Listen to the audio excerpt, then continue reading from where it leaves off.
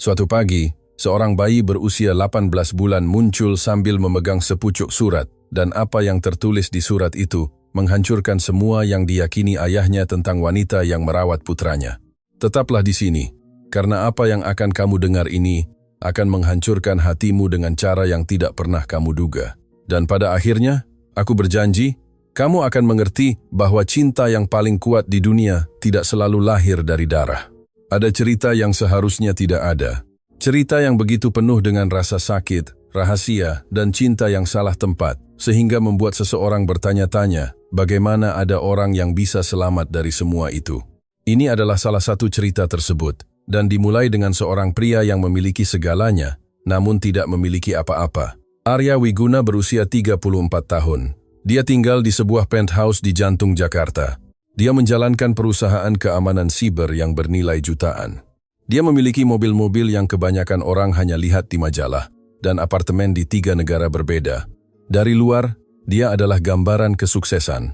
Di dalam, dia adalah pria yang hancur, yang setiap malam tertidur sambil bertanya-tanya apakah dia mampu menjadi ayah yang dibutuhkan putranya.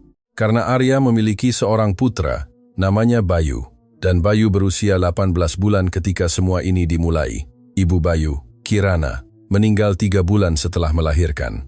Komplikasi yang tidak ada yang melihatnya datang, tidak ada yang bisa menghentikannya.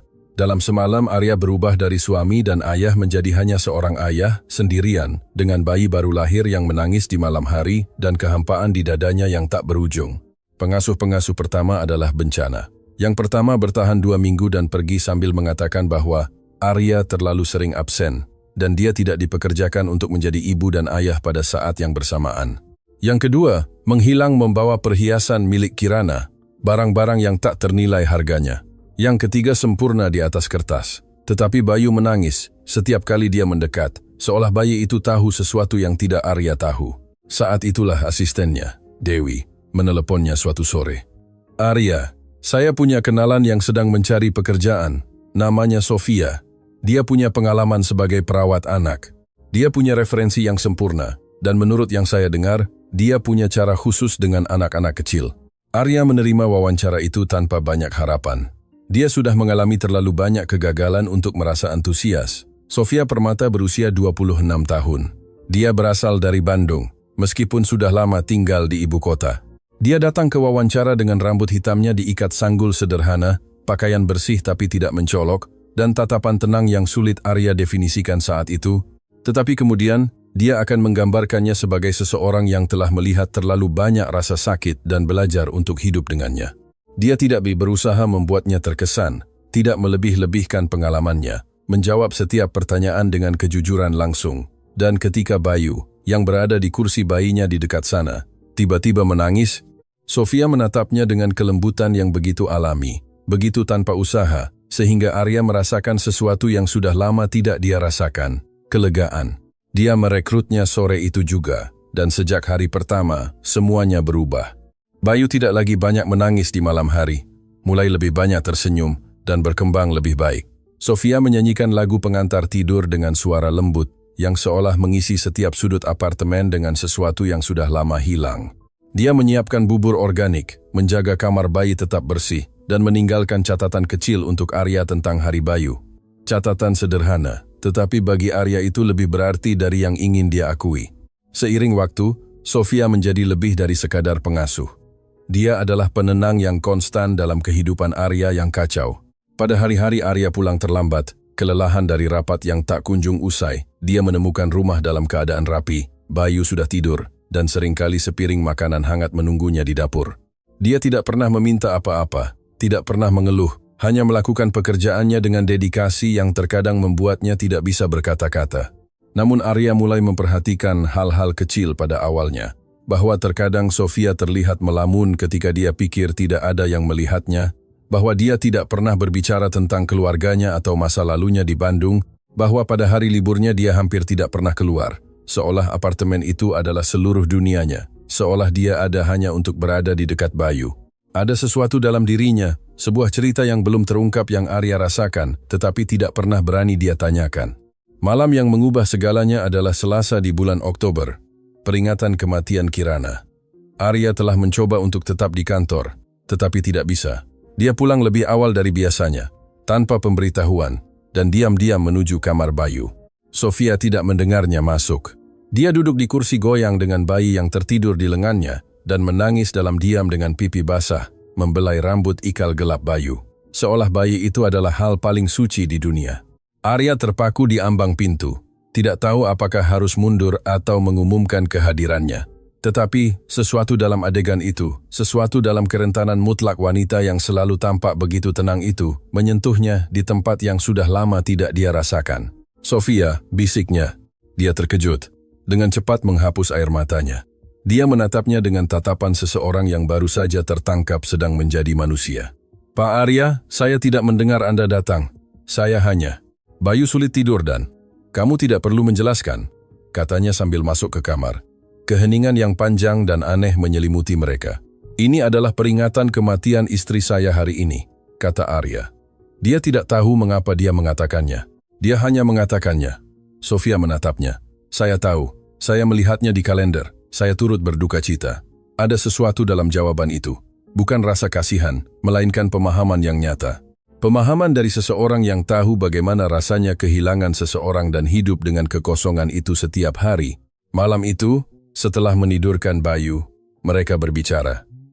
Itu adalah pertama kalinya Sofia terbuka, meskipun hanya sedikit. Dia berbicara tentang kehilangan seseorang yang penting tanpa menjelaskan detailnya, tentang bagaimana bekerja dengan anak-anak adalah caranya menemukan tujuan lagi. Namun Arya merasa ada lapisan-lapisan cerita yang tidak dia bagikan. Sebuah masa lalu yang terkubur dengan hati-hati yang tidak ingin dia gali. Bulan-bulan berikutnya menjadi rutinitas yang baik, nyaman, dan diperlukan. Arya mulai pulang lebih awal. Terkadang mereka makan malam bersama setelah Bayu tidur. Mereka berbicara tentang hal-hal sederhana, berita, serial, resep, tetapi selalu ada penghalang tak terlihat, batas yang dijaga Sofia dengan hati-hati, seolah dia tahu persis seberapa jauh dia bisa melangkah. Arya tidak menyadarinya, tetapi dia semakin terikat. Bukan secara romantis, setidaknya itu yang dia katakan pada dirinya sendiri. Itu lebih seperti ketergantungan emosional dari seseorang yang telah menemukan jangkar di tengah kekacauan. 2 minggu sebelum semuanya runtuh, Arya mulai memperhatikan perubahan pada Sofia. Dia lebih sering melamun, lebih tegang. Dia menemukannya beberapa kali menatap keluar jendela dengan ekspresi khawatir. Suatu pagi dia memergokinya berbicara di telepon dengan suara sangat pelan dan mendesak. Ketika dia menyadari Arya ada di dekatnya, dia segera menutup telepon dan tersenyum paksa. "Semuanya baik-baik saja?" tanyanya. "Ya, hanya masalah pribadi," jawabnya. Arya tidak mendesak, tetapi ada sesuatu di dalam dirinya yang tetap gelisah. Minggu berikutnya, Sofia meminta uang muka gaji. Itu adalah pertama kalinya dalam 8 bulan, dia meminta sesuatu di luar kesepakatan. Arya memberikannya tanpa ragu, tetapi kekhawatirannya semakin besar. Sesuatu sedang terjadi, sesuatu yang jelas tidak ingin dia bagikan. Malam sebelum dia menghilang, Sofia sangat pendiam. Dia menyiapkan makan malam, nasi seafood kesukaan Arya, dan tetap di dapur sementara Arya makan. Sesuatu yang tidak biasa karena biasanya mereka menemani satu sama lain. "Yakin kamu baik-baik saja?" tanyanya dari meja. Sofia berbalik dan hanya sesaat, Arya melihat sesuatu di matanya. Mungkin ketakutan atau kesedihan yang begitu lama, sehingga dia tidak tahu lagi di mana itu berakhir dan di mana dia mulai. Tapi kemudian dia tersenyum. Senyum tenang dan lembut yang selalu sama. "Saya baik-baik saja, Arya, hanya hari yang panjang." Dia pergi ke kamarnya lebih awal, katanya sakit kepala. Arya tetap bekerja sampai larut malam. Sekitar tengah malam dia mendengar suara di lorong. Dia mengintip dan melihat pintu kamar Sofia sedikit terbuka dengan cahaya redup menyala. Dia mendengarnya berbicara di telepon dengan suara tegang dan lirih. "Saya tidak punya pilihan lain. Saya tahu. Dia tidak boleh tahu seperti ini. Saya butuh lebih banyak waktu." Arya mundur, merasa bersalah karena telah mendengarkan. Dia kembali ke mejanya, tetapi kata-kata itu terus bergaung. Tidak boleh tahu apa. Siapa yang tidak boleh tahu apa? Pukul 7 pagi keesokan harinya, tangisan Bayu yang membangunkannya. Dia bangun, pergi mencarinya, dan apartemen itu sunyi. Kamar Sofia kosong, tempat tidur rapi, sebagian barang-barangnya sudah tidak ada.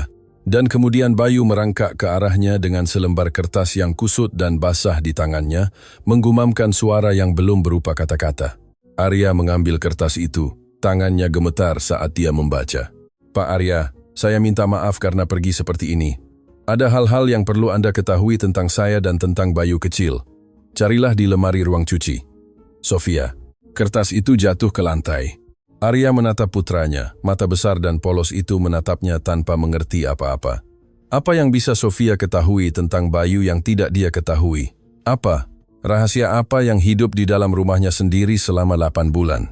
Dengan Bayu di pelukannya, dia berjalan menyusuri lorong menuju ruang cuci. Itu adalah ruang yang sederhana, tetapi rapi, seperti yang selalu dijaga Sofia. Dia membuka lemari. Pada pandangan pertama, semuanya tampak normal, pakaian terlipat, beberapa buku, perlengkapan kebersihan. Tetapi kemudian dia melihat sebuah kotak sepatu di rak paling atas, didorong ke belakang, seolah-olah seseorang sengaja menyembunyikannya. Dia menurunkannya dengan satu tangan, menggendong Bayu dengan lengan yang lain. Itu ringan. Dia membukanya dan dunianya mulai hancur.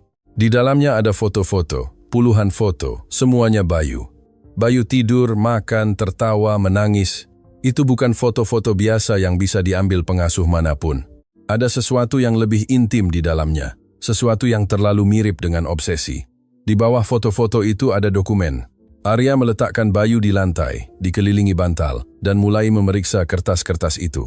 Yang pertama adalah akta kelahiran, tetapi bukan akta kelahiran Bayu. Itu adalah akta kelahiran seorang anak bernama Miguel Rodriguez Herrera, lahir tepat pada hari yang sama dengan Bayu di rumah sakit pusat yang sama di Jakarta.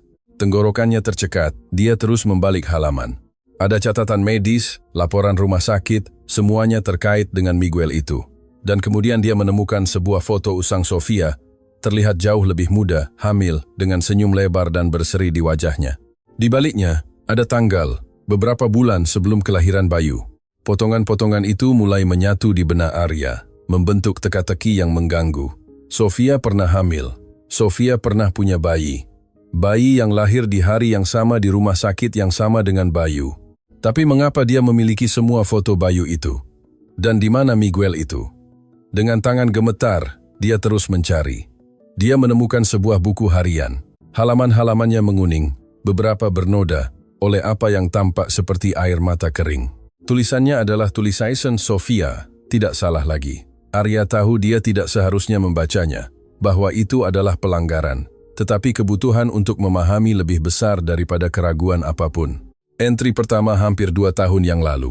Hari ini saya merasakannya bergerak untuk pertama kalinya. Ini nyata. Saya benar-benar hamil. Danu sangat bahagia.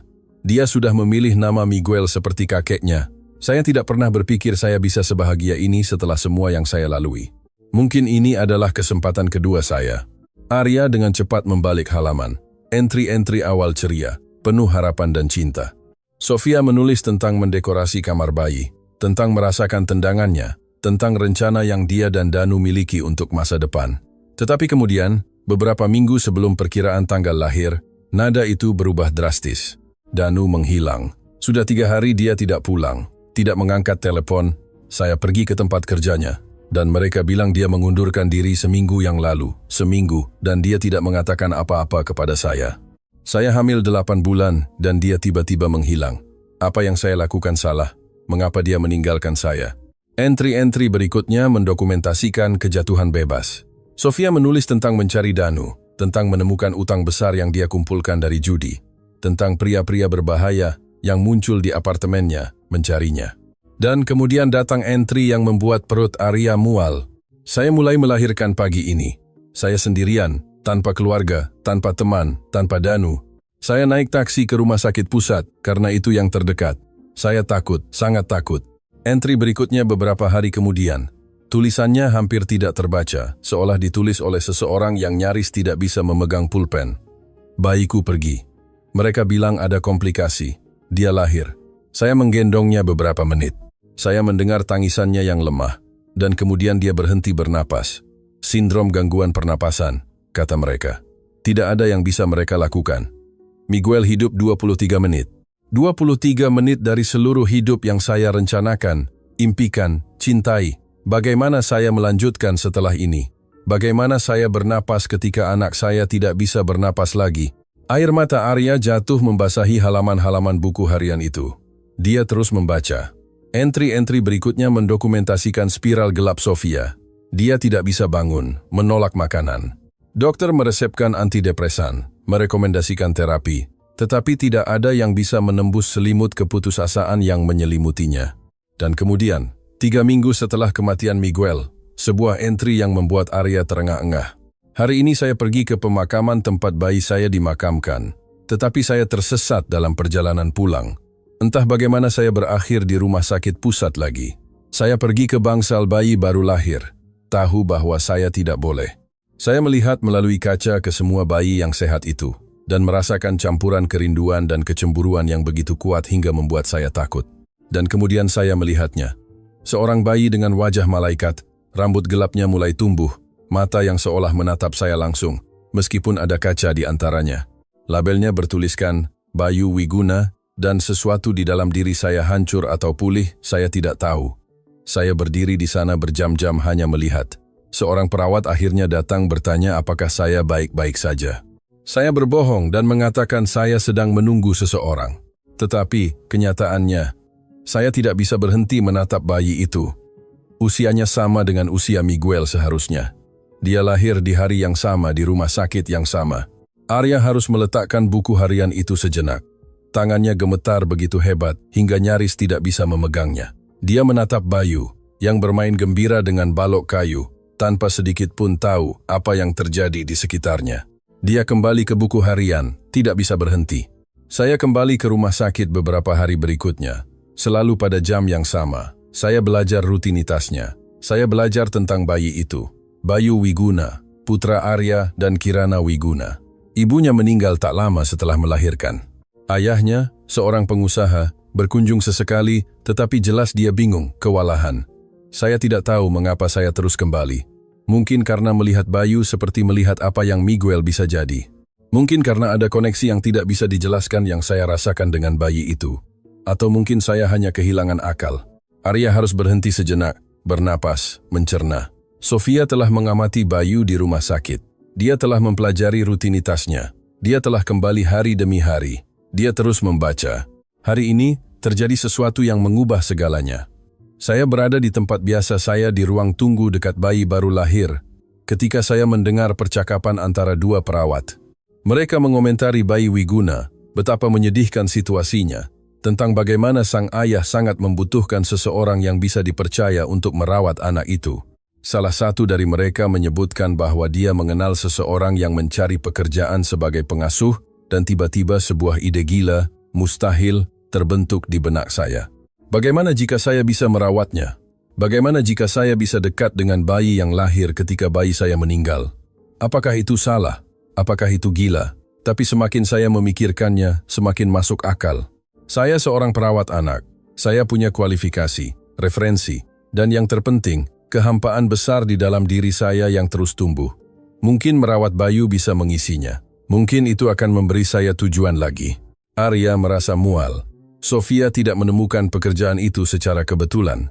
Dia telah merencanakannya. Dia telah memanipulasi situasi untuk mendekati Bayu. Tapi mengapa? Apa yang sebenarnya dia inginkan? Dia terus membaca.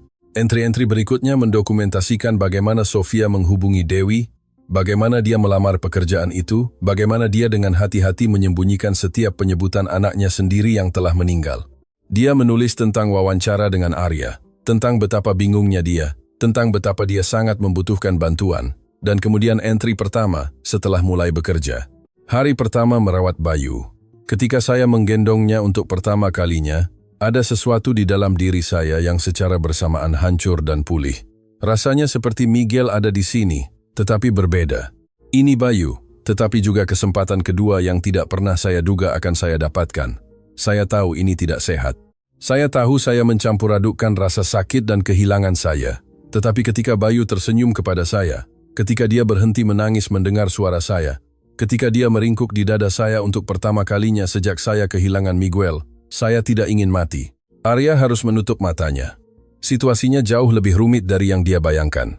Sofia bukan seorang psikopat, dia bukan penculik. Dia adalah seorang ibu yang hancur, yang telah menemukan cara yang berliku untuk bertahan hidup dari kehilangan yang tak terbayangkan. Tetapi dasar dari semua yang telah mereka bangun adalah kebohongan. Dia telah memanipulasi untuk masuk ke dalam hidup mereka, dan dia masih tidak mengerti baris dari surat itu. Ada hal-hal yang perlu Anda ketahui tentang Bayu kecil. Dia membalik halaman sampai ke entry-entry terbaru. Hari ini genap 8 bulan saya merawat Bayu, dan saya mencintainya seolah dia anak saya sendiri. Saya tahu ini salah. Saya tahu dia bukan anak saya, tetapi hati saya tidak bisa membedakannya. Setiap pencapaian perkembangannya, setiap pertama kalinya, setiap senyuman, semuanya terasa ajaib bagi saya. Arya juga adalah ayah yang baik ketika dia hadir, tetapi dia terlalu sering absen, dan semakin banyak waktu yang saya habiskan dengan Bayu, semakin saya berpikir, bagaimana jika saya bisa membawanya pergi begitu saja, memulai hidup baru di tempat lain, hanya kami berdua. Tapi kemudian saya melihat Arya, pada saat-saat langka dia benar-benar terhubung dengan Bayu. Saya melihat cinta di sana, saya melihat dia mencoba dengan caranya sendiri, dan saya tahu saya tidak bisa melakukan itu. Saya tidak bisa menjadi orang seperti itu. Arya menghela napas perlahan, lega sejenak, tetapi entry berikutnya membuat darahnya membeku. Danu menemukan saya. Setelah hampir 2 tahun, pengecut itu muncul entah dari mana. Dia berutang uang kepada orang-orang berbahaya, jauh lebih banyak dari yang saya bayangkan, dan dia ingin saya membantunya.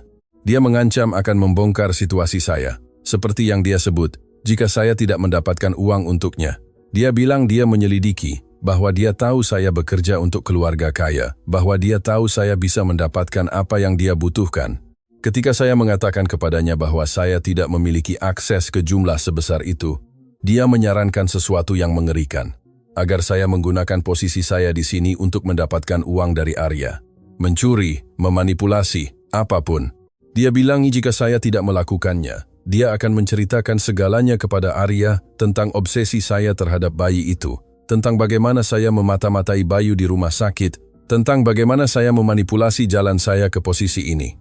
Dan yang terburuk adalah dia benar, saya melakukan semua itu. Dan jika Arya tahu, dia tidak akan pernah membiarkan saya dekat dengan Bayu lagi. Potongan-potongan terakhir menyatu. Arya terus membaca dengan panik. Danu menekan saya setiap hari. Orang-orang yang dia berutang uang mulai kehilangan kesabaran. Dia bilang saya punya waktu seminggu untuk mendapatkan 50 juta rupiah, atau dia akan. Saya bahkan tidak ingin memikirkan apa yang akan dia lakukan. Saya meminta uang muka gaji kepada Arya berharap untuk menenangkan Danu sementara. Tapi Danu menertawakan saya. Dia bilang 50 juta hanyalah permulaan. Saya tidak bisa tidur lagi. Setiap kali saya melihat Bayu, hati saya hancur karena saya tahu saya akan kehilangannya. Saya tidak bisa mencuri dari Arya. Dia mempercayai saya. Dia memberi saya tempat yang aman ini ketika saya benar-benar hancur. Tapi saya juga tidak bisa membiarkan Danu menghancurkan segalanya. Saya hanya melihat satu solusi. Saya harus pergi. Saya harus menghilang sebelum Danu bisa menyebabkan lebih banyak kerusakan, sebelum dia bisa menggunakan Bayu atau Arya sebagai alat. Itu satu-satunya cara untuk melindungi mereka. Dan entry terakhir, malam sebelumnya. Besok pagi-pagi sekali, sebelum Arya bangun saya akan pergi. Saya tidak bisa mengucapkan selamat tinggal kepada Bayu secara langsung, karena saya tahu saya tidak akan memiliki kekuatan untuk melepaskannya. Tetapi saya ingin Arya tahu kebenarannya. Saya ingin dia mengerti mengapa saya melakukan apa yang saya lakukan. Saya akan meninggalkan surat singkat untuk dia temukan, dan saya akan meninggalkan semua yang lain di lemari ini, foto-foto, dokumen, buku harian ini. Dia berhak tahu siapa yang sebenarnya merawat putranya selama berbulan-bulan ini, dan mungkin, hanya mungkin, dia bisa mengerti bahwa, terlepas dari semuanya, setiap momen cinta yang saya berikan kepada Bayu adalah tulus. Mengenai Danu, saya telah mengambil keputusan. Saya akan melaporkan diri ke polisi dan menceritakan semuanya tentang ancamannya, tentang kejahatan yang dia lakukan, tentang orang-orang berbahaya yang dia ikuti. Mungkin itu akan membawa masalah bagi saya juga. Bagaimanapun, saya tidak sepenuhnya jujur tentang motivasi saya untuk bekerja di sini, tetapi setidaknya Arya dan Bayu akan aman. Bayu, cintaku, yang bukan milikku. Jika suatu hari kamu bisa memahami ini, ketahuilah bahwa kamu menyelamatkan hidupku dengan cara yang paling tidak terduga. Kamu memberiku alasan untuk melanjutkan ketika saya tidak punya alasan lagi. Kamu mengajariku bahwa cinta tidak membutuhkan biologi untuk menjadi nyata. Dan Arya, jika Anda membaca ini sekarang, saya minta maaf karena telah berbohong. Tetapi ketahuilah bahwa setiap malam tidur yang Anda dapatkan karena saya merawat Bayu, Setiap makanan hangat yang Anda temukan sudah siap. Setiap senyuman yang berhasil saya peroleh dari putra Anda, semua itu nyata. Cinta saya untuk Bayu adalah nyata dan rasa terima kasih saya kepada Anda karena telah memberi saya kesempatan ini, meskipun tanpa mengetahui seluruh cerita saya, adalah abadi. Jaga diri kalian, berbahagialah, dan tolong beritahu Bayu, ketika dia besar nanti, bahwa pernah ada seseorang yang mencintainya seperti seorang ibu mencintai anaknya, meskipun saya tidak punya hak untuk melakukannya. Arya menutup buku harian itu. Air matanya mengalir tak terkendali. Bayu merangkak ke arahnya dan menarik celananya sambil menggumamkan papa seperti biasanya. Arya mengangkatnya ke pelukannya, dan memeluknya erat, sangat erat, mencium bagian atas kepalanya. Selama ini, Sofia memikul semua itu sendirian. Selama ini dia diancam, dimanipulasi, sementara dia terus merawat Bayu dengan cinta dan dedikasi yang sama seperti biasanya. Dan sekarang dia telah pergi, mengorbankan satu-satunya hal yang memberinya kebahagiaan untuk melindungi mereka. Arya tidak membuang waktu. Dia turun bersama Bayu di kereta dorong ke lobi gedung. Penjaga pintu, Pak Budi, seorang pria berusia 60-an yang telah bekerja di sana selama puluhan tahun, berada di posnya seperti biasa. Pak Budi, saya perlu bertanya tentang Sofia. Anda melihatnya keluar pagi ini? Penjaga pintu itu mengangguk. Ya Pak Arya, dia keluar sekitar pukul 5 pagi dengan sebuah koper. Dia tampak sangat cemas, jika boleh saya katakan. Saya bertanya apakah dia baik-baik saja dan dia hanya mengangguk dan lari. Dia naik taksi yang sudah menunggunya. Dia bilang kemana dia pergi? Tidak Pak, tapi ada sesuatu yang mungkin perlu Anda ketahui. Beberapa hari terakhir ada seorang pria datang bertanya tentang dia. Muda, tidak terawat, selalu gelisah. Tentu saja saya tidak mengizinkannya naik demi keamanan. Tapi terakhir kali dia datang, kemarin lusa, Sofia turun untuk berbicara dengannya. Mereka berdebat di trotoar. Dia tampak sangat tegang. Arya merasakan rahangnya mengencang. Pasti Danu. Bisakah Anda menggambarkannya kepada polisi jika diperlukan? Ya Pak. Selain itu, kami punya rekamannya di kamera keamanan. Arya kembali ke apartemen. Pikirannya bekerja cepat, memproses semuanya, membentuk sebuah rencana. Dia adalah seorang pria yang terbiasa memecahkan masalah. Dan ini adalah masalah, meskipun jauh lebih personal dari yang pernah dia hadapi. Pertama dia menelepon Dewi. Dia menjawab pada dering kedua dengan suara efisien seperti biasa. Arya, itu? Semuanya baik-baik saja? Tidak Dewi, saya perlu Anda membatalkan semua jadwal saya hari ini dan saya perlu Anda menghubungi Robertus Wijaya. Robertus Wijaya adalah seorang pengacara kriminal yang pernah bekerja sama dengan Arya dalam kasus-kasus kompleks, bijaksana, efisien dengan koneksi di semua tempat yang tepat. Sekarang saya telepon dia. Bisakah saya bertanya apa yang terjadi? Arya ragu sejenak, tetapi memutuskan bahwa Dewi berhak tahu, terutama karena dia yang merekomendasikan Sofia. Sofia menghilang. Ini rumit, tapi dia mungkin dalam bahaya. Saya akan menjelaskan semuanya nanti. Ya Tuhan, Arya, saya minta maaf. Jika ada yang bisa saya lakukan, dapatkan Robertus untuk saya. Itu yang saya butuhkan sekarang. Setelah menutup telepon, dia menghabiskan 40 menit menelepon. Dia menghubungi seorang penyelidik swasta yang perusahaannya gunakan, menelepon seorang teman di kepolisian, dan kemudian mengambil keputusan yang dia tahu bisa memperumit segalanya. Tetapi dia merasa itu perlu. Dia memutuskan untuk menemukan Danu sebelum dia bisa menyebabkan lebih banyak kerusakan. Dengan bantuan penyelidik dan rekaman keamanan gedung, tidak sulit untuk melacaknya. Danu Herrera tinggal di sebuah apartemen kumuh di utara kota, di sebuah gedung yang pernah mengalami masa jaya. Arya meninggalkan Bayu dengan pengasuh darurat yang Dewi dapatkan, seorang wanita berusia 60 kopaan dengan kredensial sempurna, dan menuju ke sana. Apartemen itu berada di lantai 3 sebuah gedung tanpa lift. Dinding lorong bernoda, bau lembab dan makanan sisa memenuhi udara. Arya mengetuk pintu lebih keras dari yang dia inginkan. Beberapa menit berlalu. Akhirnya pintu terbuka, dan muncul seorang pria berusia akhir 20 kapanan dengan rambut acak-acakan, mata cekung dan gelisah, janggut tidak dicukur. Dia mengenakan kaos kotor dan celana training. Ketika dia melihat Arya, wajahnya berubah. "Kamu Danu Herrera?" Arya tidak repot-repot berbasa-basi. "Siapa yang bertanya?" "Arya Wiguna. Dan saya pikir Anda tahu betul siapa saya." Danu mencoba menutup pintu, tetapi Arya menahan dengan kakinya. Ada kemarahan yang membara di dalam dirinya, kemarahan yang adil atas cara pria itu memperlakukan Sofia, atas bagaimana dia meninggalkannya saat hamil, atas bagaimana dia sekarang mencoba memerasnya. "Di mana Sofia? Saya tidak tahu apa yang Anda bicarakan." Jangan berbohong kepada saya. Anda telah mengancamnya selama berminggu-minggu. Saya tahu tentang utang-utang itu. Saya tahu tentang orang-orang yang Anda berutang uang. Saya tahu Anda mencoba menggunakannya untuk mendapatkan uang dari saya. Danu ragu. Kesombongannya hancur seperti gula dalam air. Hei, saya tidak ingin masalah. Sudah terlambat untuk itu. Arya mendorong pintu lebih keras dan masuk. Apartemen itu lebih buruk di dalamnya. Botol-botol bir kosong di mana-mana, asbak meluap. Kekacauan umum dari seseorang yang hidupnya sedang dalam kehancuran. Anda akan menceritakan semuanya, kata Arya, dengan suara rendah tapi penuh otoritas. Dan kemudian Anda akan melapor ke polisi dan bersaksi tentang ancaman yang Anda buat kepada Sofia. Karena jika tidak, saya akan menggunakan setiap sumber daya yang saya miliki. Dan saya punya banyak untuk memastikan Anda menghabiskan beberapa tahun ke depan di penjara. Danu tenggelam di sofa dengan tangan gemetar. Saya tidak punya pilihan lain, Pak. Orang-orang itu akan membunuh saya jika saya tidak membayar.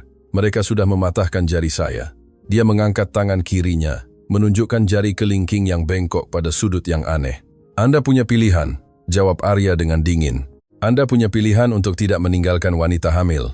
Anda punya pilihan untuk tidak menumpuk utang judi. Anda punya pilihan untuk tidak mengancam Sofia ketika dia mencoba membangun kembali hidupnya setelah kehilangan anak kalian berdua. Saat menyebut bayi itu, Danu menundukkan kepalanya. Saya tahu saya sampah.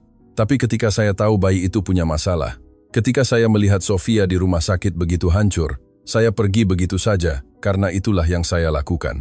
Saya selalu lari dari semua yang sulit. Kalau begitu sekarang Anda akan berhenti lari.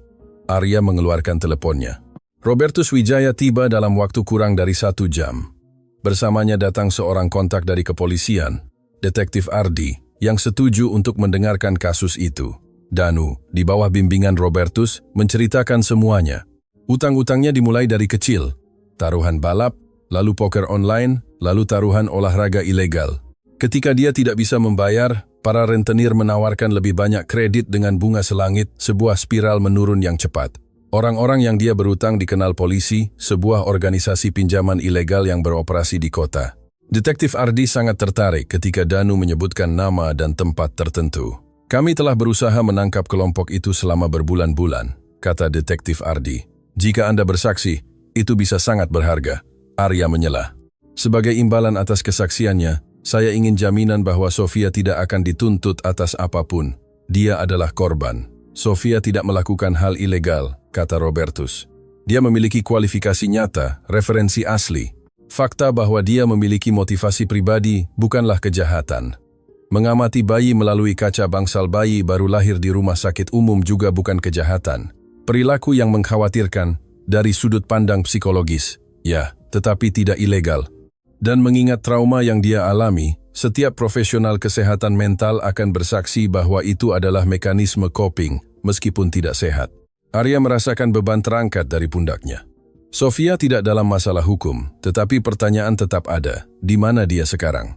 Dia menyebutkan dalam suratnya bahwa dia akan melapor ke polisi, kata Arya kepada Detektif Ardi. Detektif Ardi memeriksa sistem. Kami tidak memiliki catatan Sofia Permata yang melapor hari ini. Anda punya fotonya? Arya menunjukkan beberapa foto dari ponselnya. Sofia dengan Bayu. Sofia tersenyum di dapur. Sofia membacakan cerita untuk bayi itu. Detektif Ardi mempelajarinya.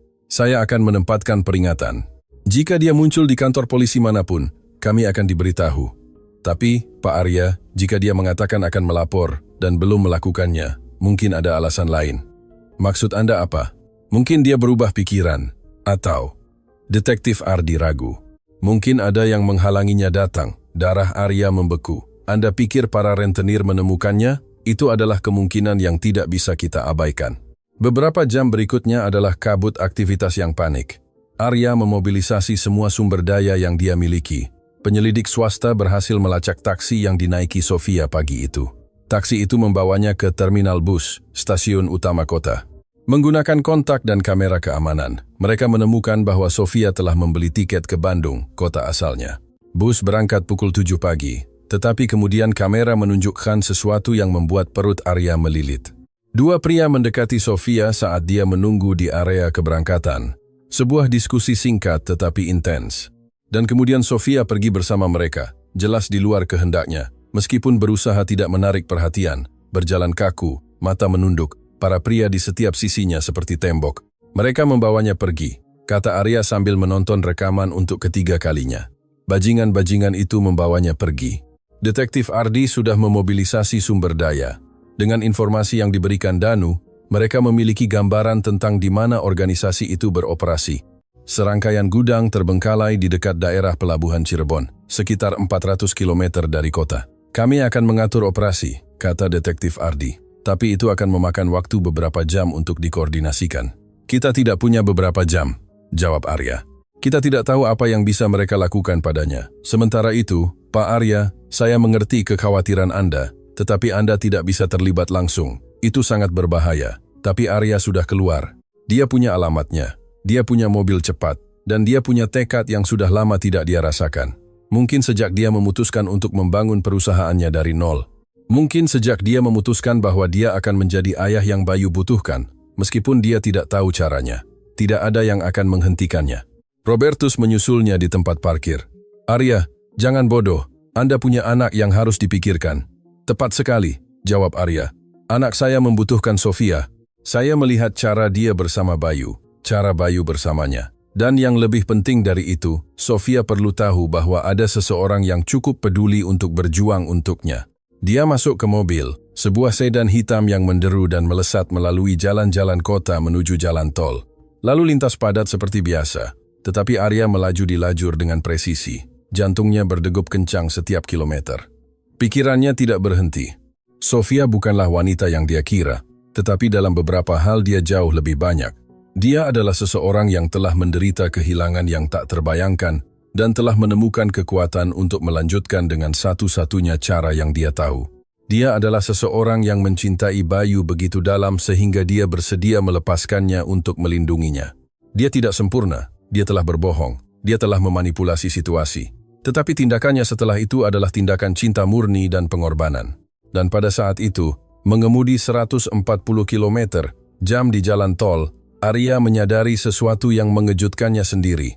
Dia peduli pada Sofia, tidak hanya sebagai pengasuh putranya, dia peduli padanya sebagai pribadi. Dia mengagumi kekuatannya, dedikasinya, cara dia bangkit dari abu yang akan menghancurkan siapapun. Dan gagasan bahwa sesuatu akan terjadi padanya sama sekali tidak dapat diterima. Dia tiba di daerah gudang pelabuhan dalam waktu sedikit lebih dari 3 jam. Itu adalah bangunan tua, sebagian besar terbengkalai, berkarat oleh garam laut dan waktu. Ada setidaknya 20 gudang tersebar di area itu. Dia memarkir mobil cukup jauh agar tidak terlihat dan mulai menjelajahi dengan berjalan kaki. Bau laut yang tengik dan minyak industri memenuhi udara. Matahari siang hari terik menimpa aspal yang retak. Di gudang ketiga dia mendengar suara-suara. Dia mendekat dengan hati-hati dan mengintip melalui jendela yang kotor. Di dalamnya ada 4 pria. Dan di tengahnya, duduk di kursi tua, dengan tangan terikat di belakang punggung adalah Sofia. Dia memiliki luka di bibir, mata yang mulai membengkak. Tetapi dia hidup dan tampak ketakutan, meskipun dengan rahang yang terkatup rapat yang mengingatkan Arya pada semua yang telah dia baca di buku harian itu. Wanita ini tidak mudah menyerah. Para pria berdebat satu sama lain. Suara mereka menggema di ruang kosong. Dia bilang dia tidak tahu di mana Danu. Tentu saja dia tahu. Dia melindunginya. Mungkin jika kita menelepon bosnya, orang kaya tempat dia bekerja, dia akan membayar tebusan. Tidak, kata Sofia. Suaranya serak tapi tegas. Biarkan Arya keluar dari ini. Dia tidak ada hubungannya dengan ini. Salah satu pria tertawa kejam. Oh, sudah Arya. Sangat akrab dengan majikannya.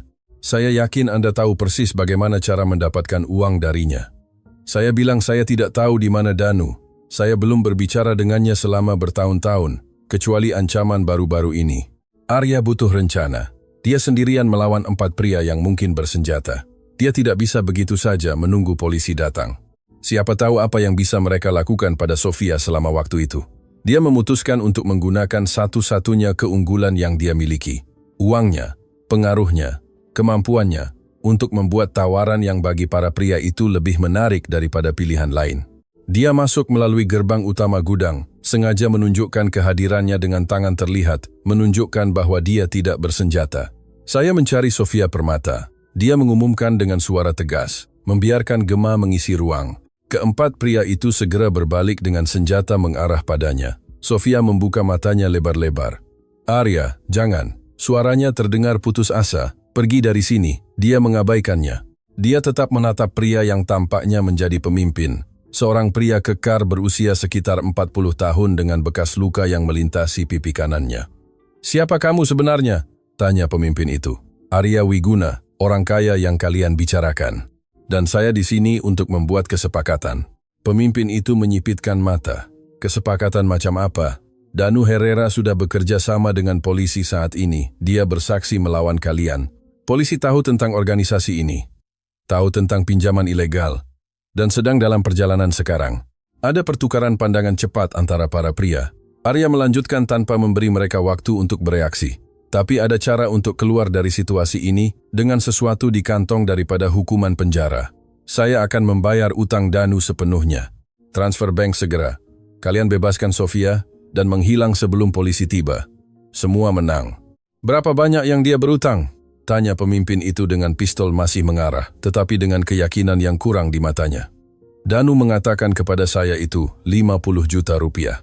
Pria itu tertawa pahit. Dengan bunga yang terakumulasi, sekarang 120 juta. Arya tidak berkedip. Setuju, tapi saya butuh ponsel saya untuk melakukan transfer, dan Sofia pergi bersama saya. Sesaat ketegangan yang nyata menyelimuti gudang. Keempat pria itu saling memandang, menimbang pilihan, menghitung. Akhirnya pemimpin itu perlahan menurunkan senjatanya. Transfer dulu, baru dia pergi. Arya mengambil ponselnya dengan tenang, membuka aplikasi banknya, dan di bawah pengawasan tegang keempat pria itu mentransfer 120 juta rupiah ke rekening yang mereka berikan. 10 detik kemudian, konfirmasi tiba di ponsel pemimpin itu. Sudah selesai, kata pria itu sambil memberi isyarat kepada yang lain untuk melepaskan Sofia. Tapi jika salah satu dari kalian berdua membuka mulut sebelum kami pergi, kalian tahu bagaimana ini berakhir. Mereka memotong tali. Sofia berdiri terhuyung sedikit. Arya bergerak ke arahnya untuk membantunya, tetapi dia mendorongnya dengan tatapan yang memadukan kelegaan dan celaan. Bisakah kamu berjalan? Tanyanya pelan. Dia mengangguk, dan bersama-sama mereka mulai bergerak menuju pintu keluar. Setiap langkah terasa seperti keabadian. Keheningan di gudang hanya dipecahkan oleh suara langkah kaki mereka di atas beton yang retak. Arya menjaga Sofia tetap dekat. Lengan pelindung melingkari dirinya. Separuh dirinya menunggu mendengar tembakan kapan saja. Mereka mencapai pintu, keluar ke cahaya matahari yang terik, dan kemudian mereka berlari. Sofia terpincang-pincang. Arya setengah menggendongnya sampai mereka mencapai mobil. Dia mendudukkannya di kursi penumpang depan, masuk melalui sisi pengemudi dan berakselerasi, ban berdecit di aspal. Hanya ketika mereka kembali di jalan tol dengan gudang-gudang menghilang di kaca spion, Arya akhirnya bernapas lega. Mereka berkendara dalam diam beberapa kilometer. Sofia menatap keluar jendela, dengan satu tangan menekan tulang rusuknya yang sakit. Arya ingin mengatakan banyak hal, tetapi tidak tahu harus mulai dari mana. Sofia yang memecah kesunyian. Anda membaca buku harian itu? Itu bukan pertanyaan. Ya, Arya mengakui.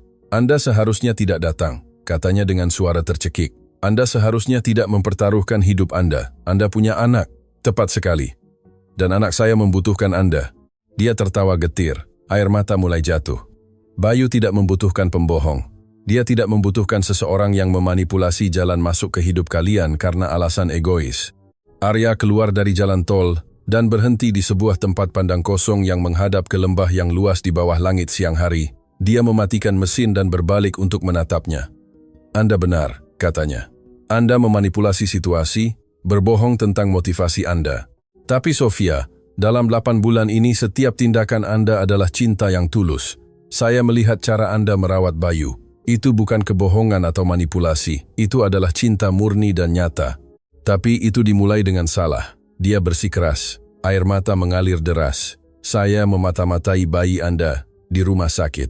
Saya membangun koneksi yang tidak sehat ini karena saya tidak bisa menerima bahwa anak saya sendiri telah meninggal. Bagaimana Anda bisa mempercayai orang seperti itu? Arya mengulurkan tangan dan dengan lembut menghapus air mata dari pipinya. Karena saya mengerti rasa sakit, saya mengerti kesedihan.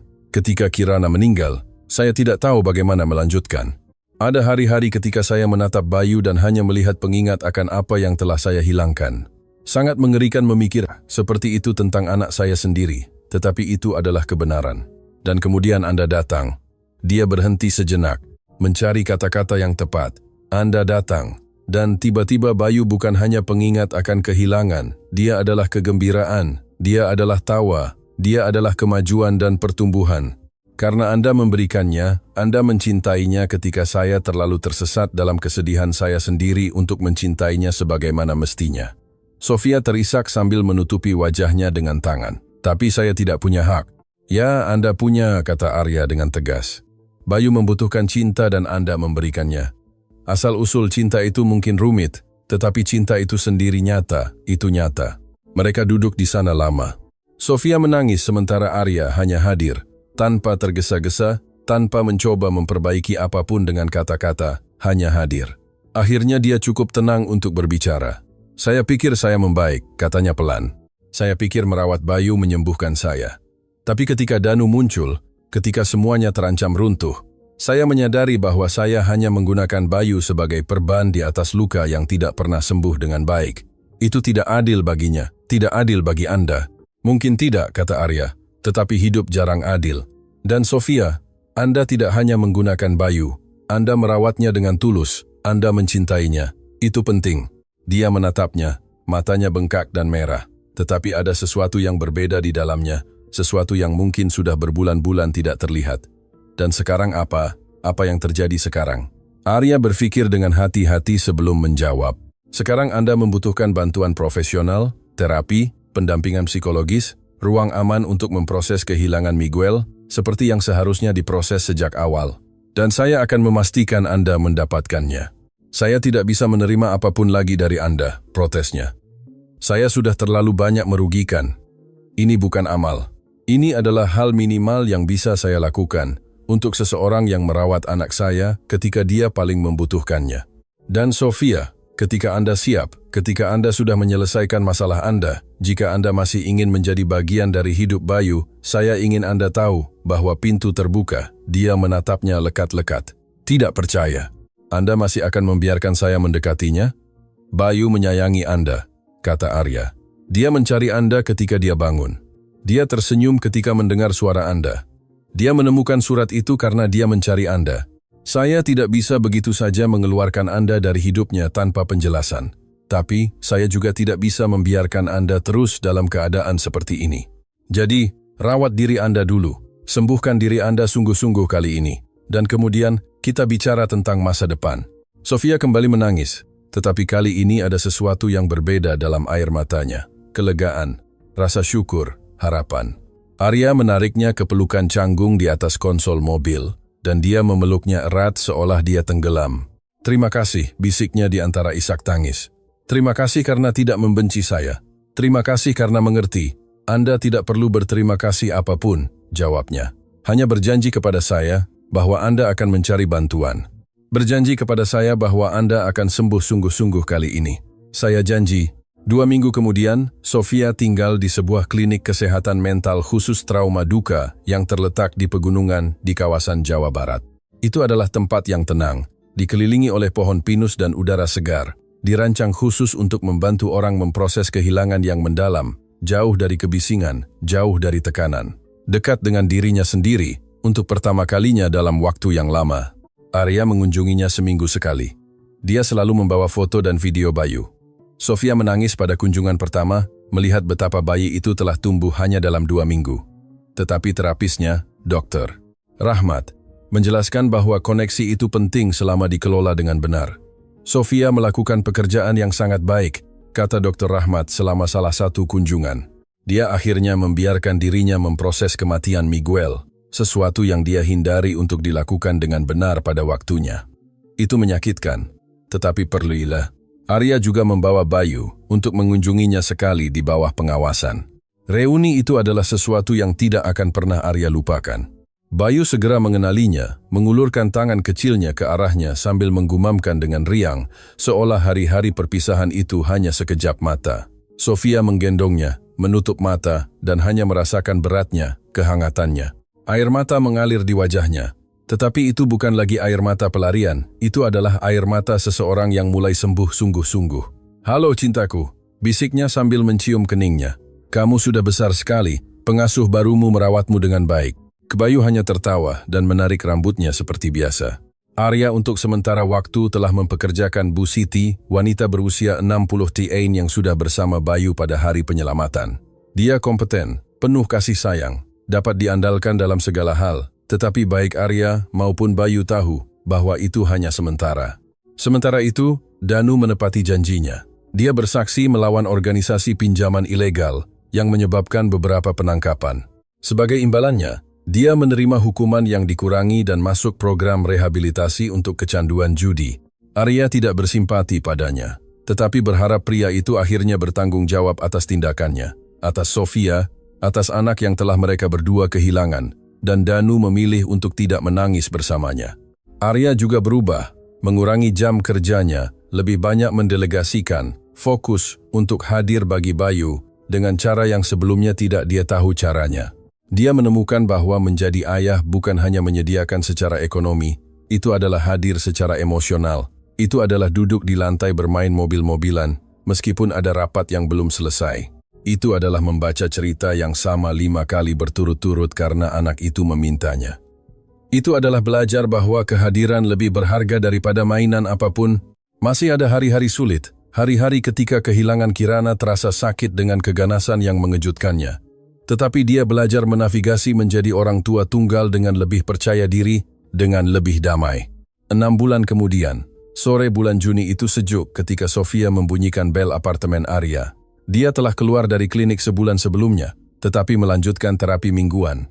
Dia berbeda, lebih ringan entah bagaimana, seolah dia telah meninggalkan beban yang telah dia pikul begitu lama, sehingga dia bahkan tidak ingat bagaimana rasanya berjalan tanpa itu. Matanya tidak lagi memiliki rasa sakit lama yang terlihat dari kedalaman. Itu hanya hadir, hidup. Arya membuka pintu dengan Bayu di pelukannya. Bayi itu, sekarang berusia 1 tahun 2 bulan, telah tumbuh secara terlihat. Ketika dia melihat Sofia, matanya berbinar dengan cara yang membuat tenggorokan Sofia tercekat. "Sofi!" teriak anak itu, versi namanya. Sofia tertawa. Suara tulus itu yang Arya begitu rindukan selama berbulan-bulan itu. Suara yang mengisi apartemen dengan sesuatu yang sulit dinamai, tetapi semua orang mengenali sebagai sesuatu yang diperlukan. "Halo, Bayu." "Ya Tuhan, kamu sudah bicara." "Beberapa kata," kata Arya tersenyum. "Terutama tidak dan milikku," tapi dia mencari Sofi, salah satu kata pertama yang dia pelajari. Dia masuk ke apartemen, semuanya akrab dan berbeda pada saat yang sama. Seperti ketika Anda kembali ke tempat yang Anda cintai dan menyadari bahwa baik tempat itu maupun Anda telah berubah, tetapi cinta untuknya tetap utuh. Bayu bersikeras ingin dipeluk.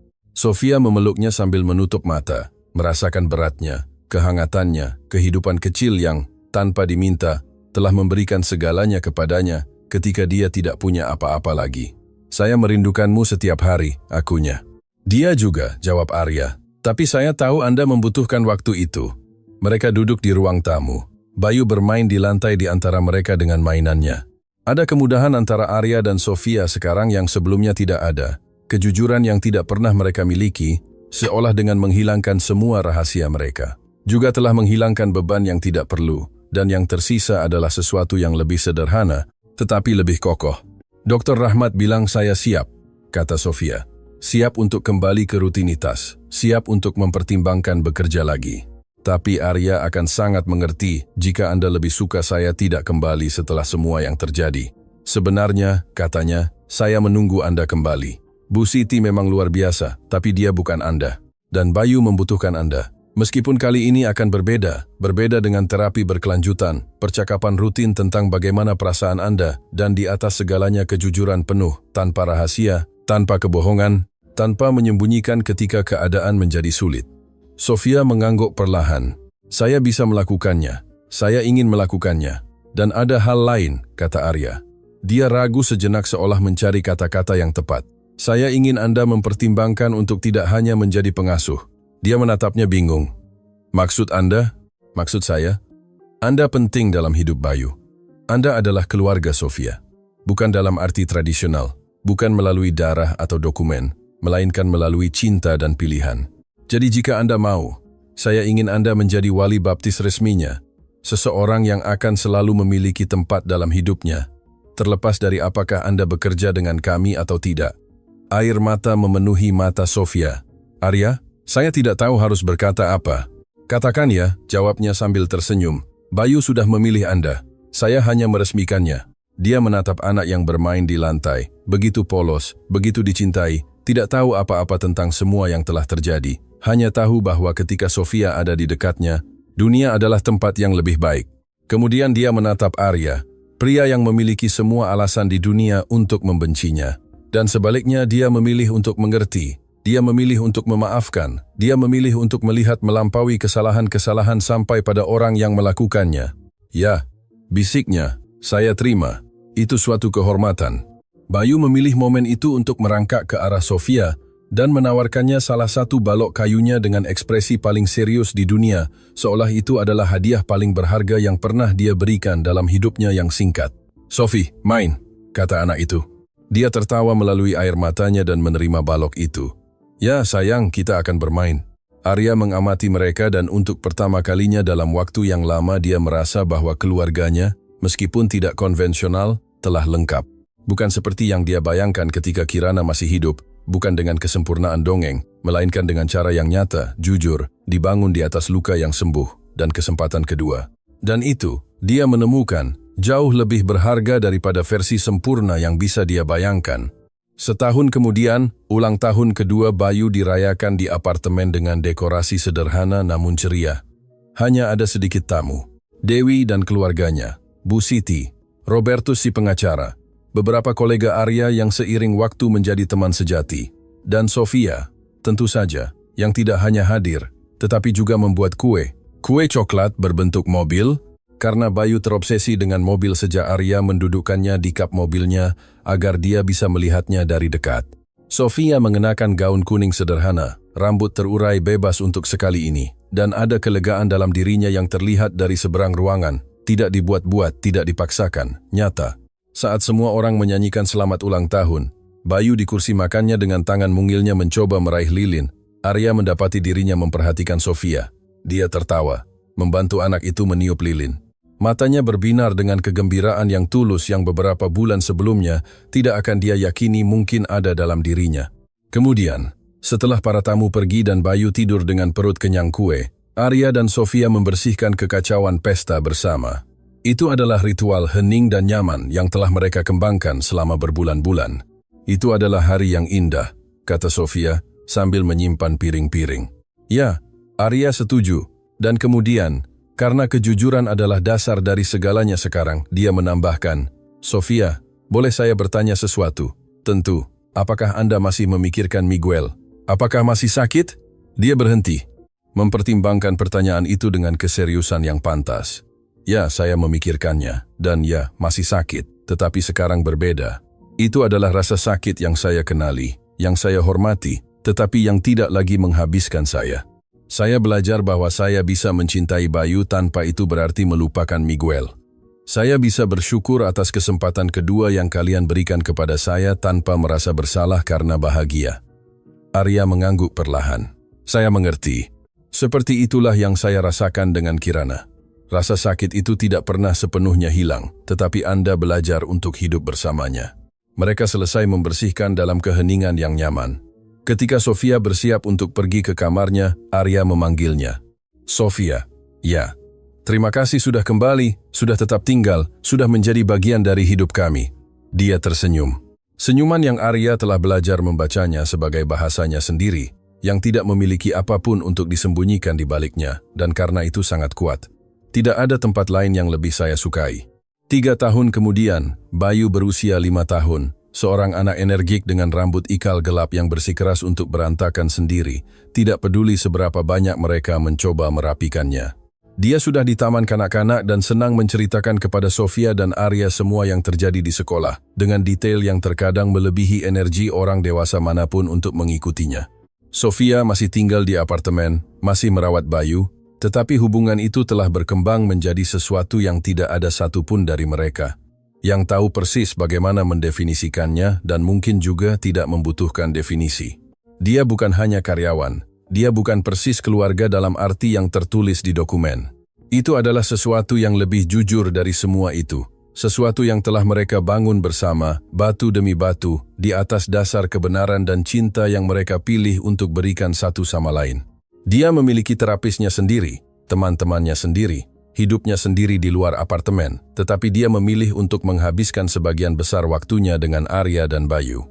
Dan pilihan itu, yang diambil secara bebas, lebih berharga daripada kewajiban apapun. Arya tidak pernah menikah lagi. Dia memiliki beberapa kencan selama bertahun-tahun, tetapi tidak ada yang serius.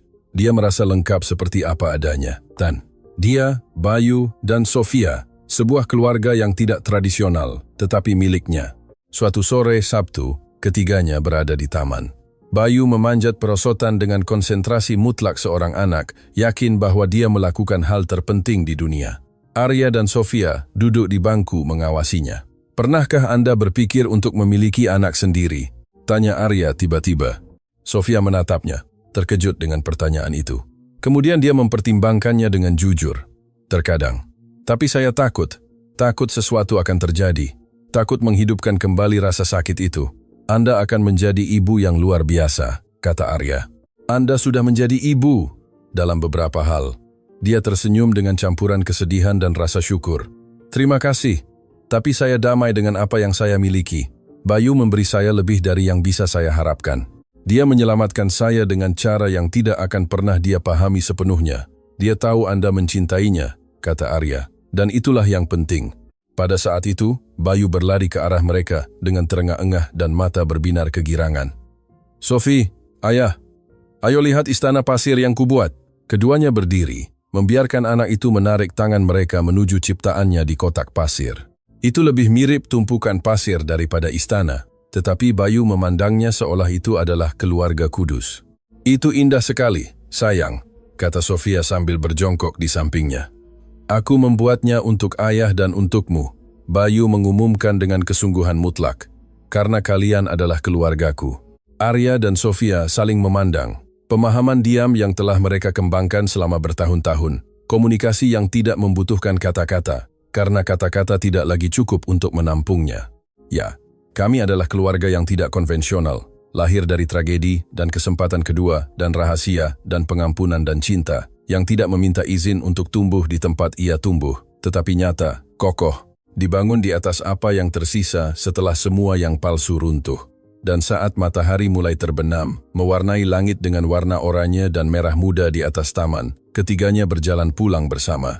Anak itu di tengah menarik tangan masing-masing berbicara tanpa henti tentang istana pasirnya, dan tentang rencana untuk besok, dan tentang 1000 hal yang pada usia 5 tahun tampak mendesak dan penting. Dan itu saja. Itu sudah cukup. Itu semua yang mereka butuhkan. "Hei, jika kamu sampai sejauh ini, itu karena cerita ini menyentuhmu di suatu tempat yang tidak kamu duga. Dan saya percaya itu karena pada dasarnya, kita semua memahami sesuatu dari apa yang dialami Sofia dan Arya. Kita semua pernah kehilangan sesuatu yang kita kira tidak akan kita selamatkan. Kita semua telah mencari dengan satu atau lain cara alasan untuk melanjutkan. Dan terkadang alasan itu datang dengan cara yang paling tidak terduga, melalui orang-orang yang paling tidak mungkin pada saat-saat kita paling tidak mencarinya. Cinta tidak selalu datang dengan silsilah yang benar.